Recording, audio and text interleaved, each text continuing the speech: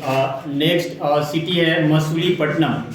ये medieval cities के अंदर में, जैसे मैंने पहला वाला हम्पी को देखे थे, तो हम्पी के रिगार्डिंग कुछ आपको गाइडलाइन यहाँ पर देते हैं।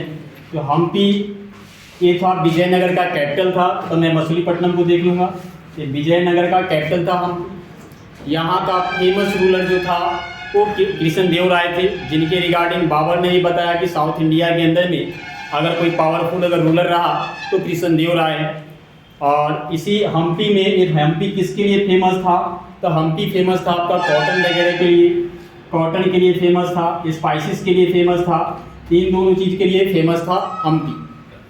और ये हम्पी कौन से रिवर पे था? तो तुंगभद्र रिवर के नियर अबाउट था, मतलब उसी तुंगभद्र रिवर के बैंक पे सिचुएटेड था हम्पी जो है। और इसके बाद में हम लोग का नेक्स्ट जो है गाइडलाइन के रूप में मसूलीपट्टनम।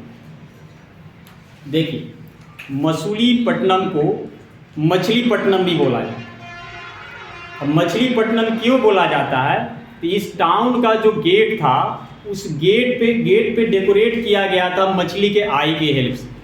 मछली के आई का हेल्प लिया जाता था उसको डेकोरेट करने के लिए, इसीलिए इसको मछलीपट्टनम कहते हैं। मैंने यहाँ मेंशन भी कर दिया है कि मसूलीपट्टनम आल्सो कॉल्ड मछलीपट्टनम। क्यों? तो because gateway to the town decorated with eyes of the fishes, मतलब मछली के आंखों से उसको डेकोरेट किया जाता था गेट वगैरह। यही रीजन था कि ये आपका मसूलीपट्टनम को मछलीपट्टनम बोला जाता है। और नेक्स्ट है कि ये मसूलीपट्टनम ये किस चीज़ के लिए फेमस था? देखिए, तो मसूलीपट्टनम जो फेमस था वो कलमकारी के लिए भी काफ़ी ज़्यादा फेमस था। अब क्वेश्चन राइज होता है कलमकारी क्या है?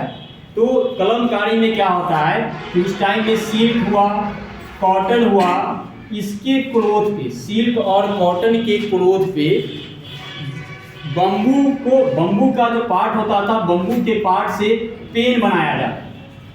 मीन्स बम्बू का पेन होता था। कलमकारी, कलम का मतलब पेन हो गया, कारी का मतलब वर्क हुआ, पेन वर्क। तो पेन वर्क किस पे हुआ? तो पेन वर्क होता था सिल्क और कॉटन क्लोथ। कैसे पेन वर्क किया जाता था? तो इसमें पेंटिंग होता था, नेचुरल डाइज वगैरह, मतलब कोई भी वेजिटेबल आइटम का डाई बनाया जाता था, कलर वगैरह, या कोई अदर आइटम जैसे नेचुरल प्रोडक्ट है उसका कलर वगैरह प्रिपेयर कर लिया गया।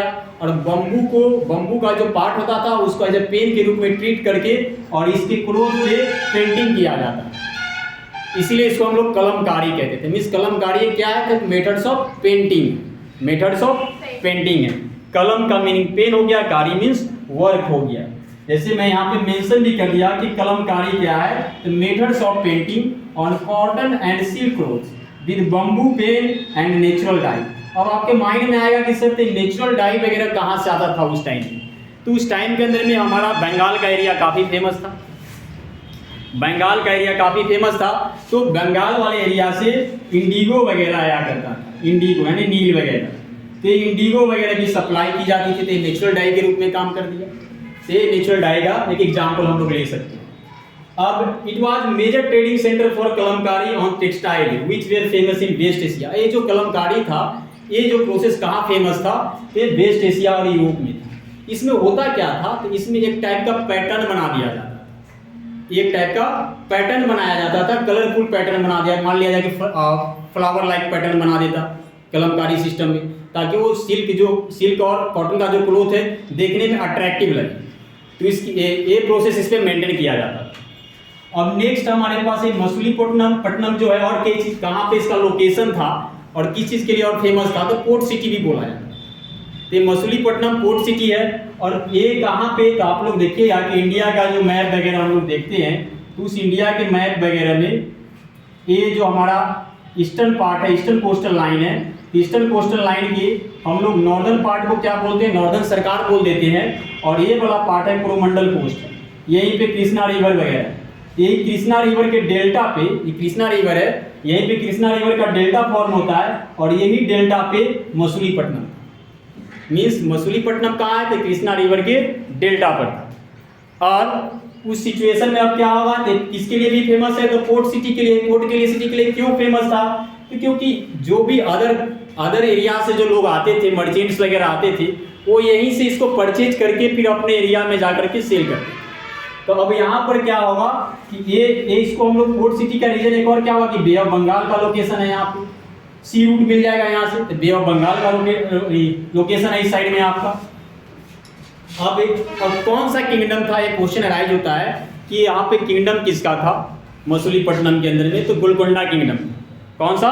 गोलकोंडा किंगडम था। लेकिन होता क्या है कि ये धीरे धीरे जब 1687 के अंदर में, 1987 में यहाँ नोट कर दिया हूँ, सॉरी, ये 1687 में औरंगजेब क्या करता है, इस पे कब्जा कर लेता है, मीन्स अनेक्स कर लेता है, कब्जा कर लेता है किस पे, ये मछलीपट्टनम पे। अब मतलब वहाँ पर किंगडम किसका है, तो गोलकोंडा किंगडम था। और उस वक्त में यहाँ पे यूरोपियन वगैरह थे, यूरोपियन वगैरह यहाँ से ट्रेड किया करते थे, यूरोपियन इस मछलीपट्टनम वाले एरिया से ट्रेड किया करते थे।